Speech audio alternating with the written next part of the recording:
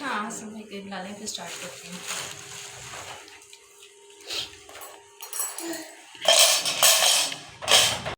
मम्मा हदी पीछे है ना, हदी पीछे हो ना, तू सारे बिस्किट आगे पीछे खाए ना, तो आज कितने मजे से खा रहा है। अरे ये किसका केक है, किसकी बर्थडे है? आमना। Good good. फिर क्या करना है, केक काटना है और कहना है हैप्पी बर्थडे मामा। हैप्पी बर्थडे आमना।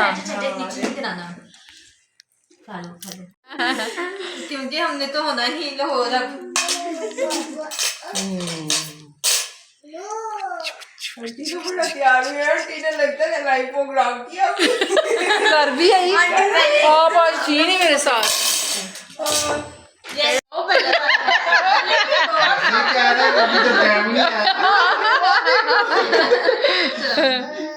क्लैपिंग करो बच्चों। Happy birthday to you, happy birthday to मामा। बोलो मामा।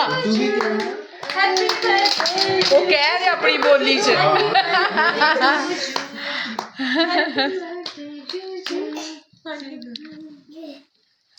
वो देखो, इसको सिखाने की जरूरत ही नहीं है।